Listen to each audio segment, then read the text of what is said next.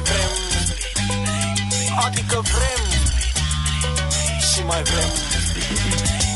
Vrem no speed limit pe toate străzile, să putem să ne ambalăm liniștiți motoarele, să nu ne mai urmărească echipajele și să nu mai fugim când se aud sirenele. Vrem no speed limit pe toate străzile, să putem să ne ambalăm liniștiți motoarele, să nu ne mai urmărească echipajele și să nu mai fugim când se aud sirenele. Ia în contact, apasă accelerația de sub capotă, răsună orchestrația, pune centura pentru siguranța ta, că poate la semafor te provoacă cineva și nu poți să refuzi, că nu stă în caracter, că adrenalina crește pe scaun la șofer. O mână pe volan, una pe schimbător, un ochi pe adversar, altul la semafor.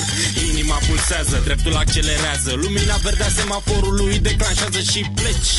Într-o gonești pe adversar, vrei să-l umilești, fiindcă mai toți cred că ai o joarsă, doar că mașina tale cam de clasă. Lasă-i să creadă ce vor până vă întâlniți la semafor. Vrem no speed limit pe toate străzile, să putem să ne ambalăm liniștiți motoarele, să nu ne mai urmărească echipajele și să nu mai fugim când se aud sirenele. Vrem no speed limit pe toate străzile, să putem să ne ambalăm liniștiți motoarele, să nu ne mai urmărească echipajele și să nu mai fugim când se aud sirenele.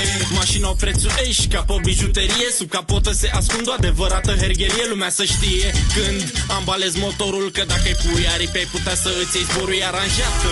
Nu ai de ce să te miri, că și parcată atrage multe priviri, că toți o plac o admiră, fie vorba între noi. Prietena ta are motive să se creadă pe locul 2. E mașina ta și te mândrești cu ea, tu știi că nu mai e alta pe șosea care să semene cu ea, care să fugă ca ea când pedal ajunge la podea.